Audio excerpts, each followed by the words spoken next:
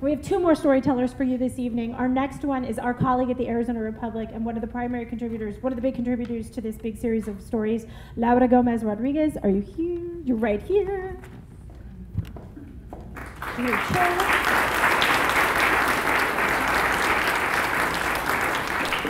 Laura has a story for us this evening about what it's like to specifically cover the border.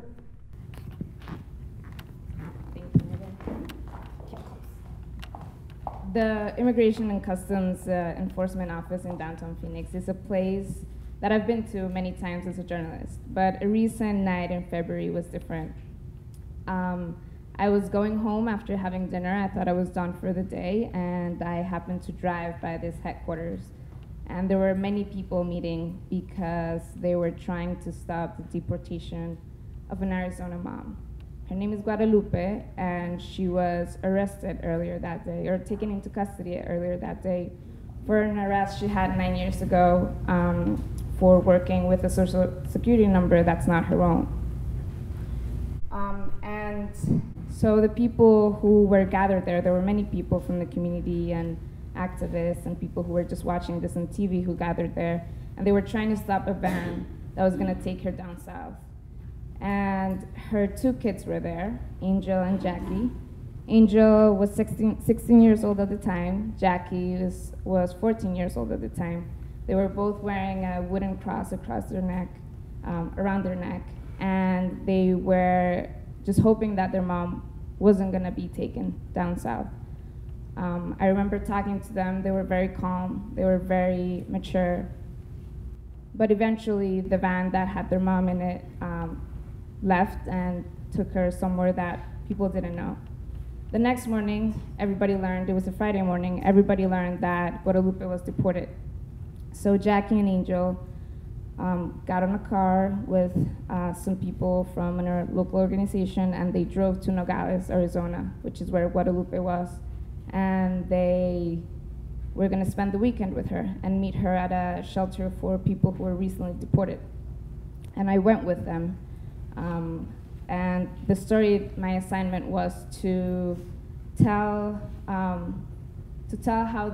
this family was processing a deportation. What did the deportation mean to them? So I spent some time with Jackie and Angel, and I remember right before I filed my story, we were standing in this busy street in Nogales, right next to the border fence. Guadalupe was doing some TV interviews, and Jackie and Angel were standing nearby. And they were talking, and I was talking to them, and Jackie was telling me how she had just picked a dress for her quinceañera, which is that big party, coming of age party. And she was telling me that she had planned to have a big party for her birthday, but now that they were going to spend a lot of money on that party, but now that her mom was deported, she didn't know if she was going to have that party because they might use that money for lawyers to get by. And her brother stepped in. He was like, no, Jackie, you're going to have your party, and our mom's going to be there, and everything's going to be as planned.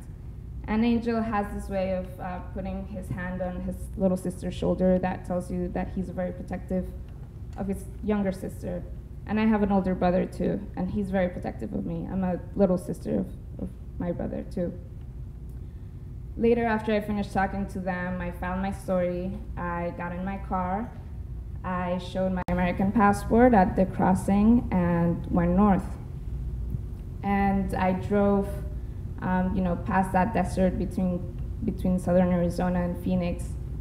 And I remembered also the first time that I had driven through that desert. That was just a few months after I moved to Phoenix. My boyfriend at the time was driving. I was sitting next to him looking out the window. And I kept thinking about the people who were out there in that desert. Immigrants who were waiting for the night to fall to keep walking north. Maybe they had water, maybe they didn't. Maybe they were dehydrated, maybe they weren't.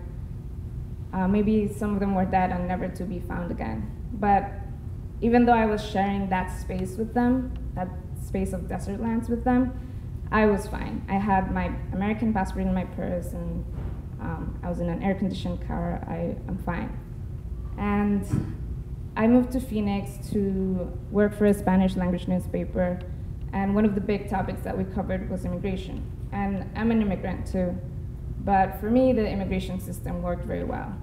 And my work as a journalist has showed me that the immigration system doesn't work for many people.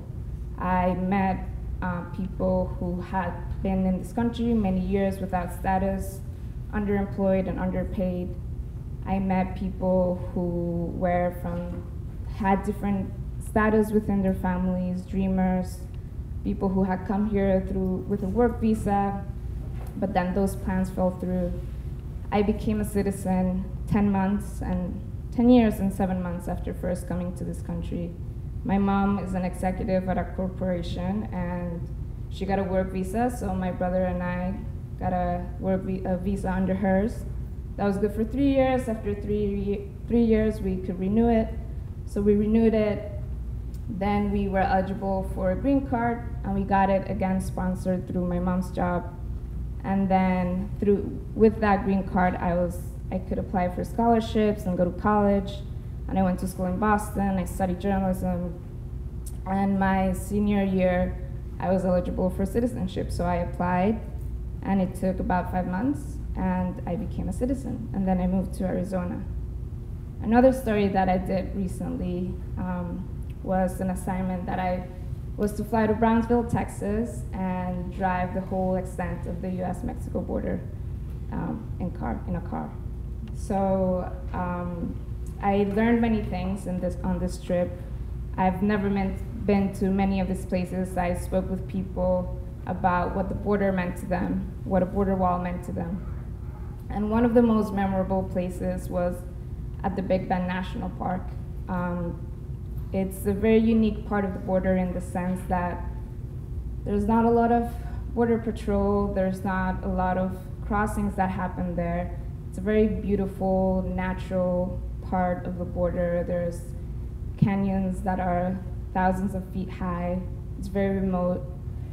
And my coworker and I, we had a very good day of interviews at a town that's across the national park called Boquillas del Carmen. So we had a good day. We were hot, so we decided to take a swim in the river. And I was swimming there, and the river is the Rio Grande River, which is the international border between the U.S. and Mexico in Texas. So you could take a couple of strokes, and you would be on the U.S. side. And you would take a couple strokes and you would be on the Mexican side. So I was just relaxing, enjoying this beautiful nature, swimming in the water. At one point, there was a man who came on his horse. He was from Boquillas, and he was just zigzagging through the river. And he was going there to lay fishing lines because the people in his town depend 100% on tourism. And in the summer months, it's very hot, so there's not a lot of tourists that come. So the fishing lines he was laying was going to be what he was going to use to feed his family for that week. In this trip, I learned that the border is it's a very complex place. It's a place of very many apparent contradictions. It's a place where friendships are made. It's a place where enemies are kept at a distance. It's a place that gives life, and it's a place that takes life. That the river for that man was a place that was giving him life, for that man who was on the horse. For me, it was a place where I was relaxing. But upriver in El Paso, there's people that die trying to cross that river every month. So I got out of the water that day, and I don't know if Jackie ever had her quinceañera. I don't know if Guadalupe is ever going to be able to come back to this country. I don't know if that man caught fish that night. But I got out of the water, and I dried myself, and I was okay, and I walked away. But I know that a lot of people are not okay. Thank you.